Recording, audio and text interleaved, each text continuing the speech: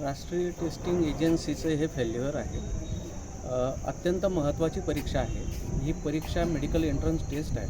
ही परीक्षा क्वालिफाईड होऊन मुलं डॉक्टर होणार आहे आणि समाजामध्ये जर असे बोगस डॉक्टर निर्माण झाले तर समाजाच्या आरोग्यावर त्याचा परिणाम होऊ शकतो. एवढी मोठी गंभीर बाब सरकारनं गांभीर्यानं घेतली पाहिजे होती.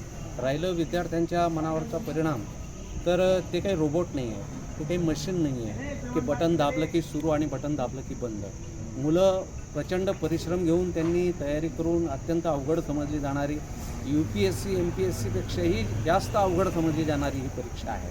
आणि अशा परीक्षेची पोरं तयारी करतात. संपूर्ण कुटुंब त्यांच्या भोवती फिरत असतं आणि हे सगळं झाल्याच्यानंतर पेपर दिल्याच्यानंतर जेव्हा ते रिलॅक्स होतात, सुटकेचा श्वास टाकतात आणि अचानक त्यांना माहीत पडतं की ही आपण केलेली मेहनत ही पाण्यात गेलेली आहे. फार वाईट गोष्ट आहे. किती टेम्परेचर आहे, 60-60, 70-70, 80-80 किलोमीटर लांब सेंटरवर जाऊन लोकांनी परीक्षा दिलेली आहे. ही सोपी गोष्ट नाही आहे. आणि मुलं तर म्हणजे एक पालक म्हणून मी सांगेल की त्या मुलाची मानसिक तयारी करणं म्हणजे सुटकी वातावरण आहे. घरामध्ये एखाद्याचं प्रेत पडावं अशा स्वरूपातली परिस्थिती घराघरात निर्माण झाली.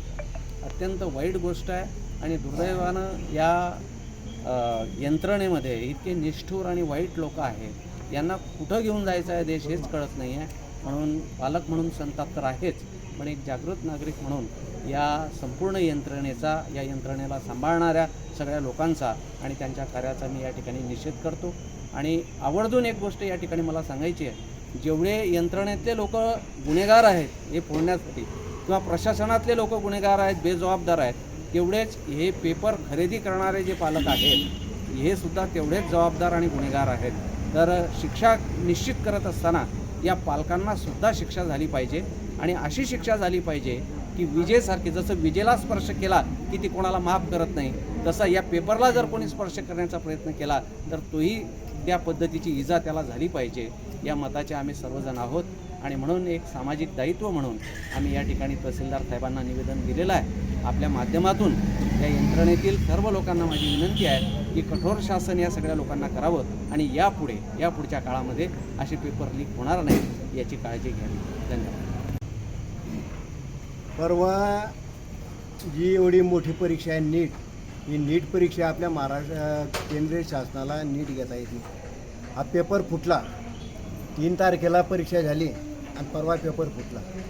या परीक्षेसाठी जवळपास संपूर्ण भारतभरातून 23 लाख विद्यार्थी बसलेले होते आणि त्या 23 लाख विद्यार्थ्यांमागे जवळपास 80 लाख पालक आहेत. गेल्या 2 वर्षापासून हे पोरं अभ्यास करतात, त्यांच्यासोबत पालक मेहनत घेतात आणि पेपर फुटतो. 2024लाही पेपर फुटला. तर आपल्या देशाचे जे शिक्षण मंत्री आहेत आणि ज्यांच्या अंडरमध्ये हे नीट आहे की यांना साधा पेपर काढता येत नाही. हे दुसऱ्याकडे प्रिंटिंगला देतात. स्वतःची प्रिंटिंग प्रेस काढा, तिथं जे लोक आहेत त्यांच्या मोबाईलपासून यांना दूर ठेवा, पेपर फुटणार नाही.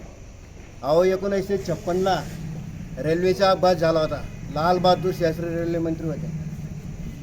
त्यांच्या अर्थार्थी काही संबंध नव्हता बघा आता, तरी त्यांनी मिनिस्टर पदाचा राजीनामा दिला होता. 2 वेळा परीक्षा फुटली, पेपर फुटले, तरी हे म्हणतात राजीनामा देत नाही आणि उठून सुटून हे सरकार दुसऱ्या लोकांना दोष देतं. त्यांच्या काळात असे पेपर सुटले. अहो तुम्ही काय करता ते सांगा ना. एवढ्या पालकांना एवढा त्रास होतो. इथे पालक लोक आहे, 2 वर्षापासून पोरं बाहेर शिकतात, एवढी मेहनत घेतात, एवढा पैसा आहे, 1700 रुपये फी आहे त्याची. आता हे म्हणतात की फी घेणार नाही. फी घेऊन काय नको घ्या तुम्ही, आणि तुम्हाला घ्यावीच लागणार नाही आता. पण उमेश भाऊ, दुर्दैव असं आहे की पांढरपेशा आणि नोकरदार आणि मध्यमवर्गीय वर्ग हा रस्त्यावर उतरत नाही. म्हणून आपल्या देशात ही सगळी सिस्टीम खराब झाली. तर ही सिस्टीम सुधारायला पाहिजे. आणि या परीक्षेत पेपर फुटीमागे जे लोक आहेत त्यांना कठोर शासन व्हायला पाहिजे. त्यांची नार्को टेस्ट करून त्यांना कठोर शासन आणि पुढच्या वेळेपासून काळजी घ्यायला पाहिजे की पेपर फुटणार नाही पाहिजे.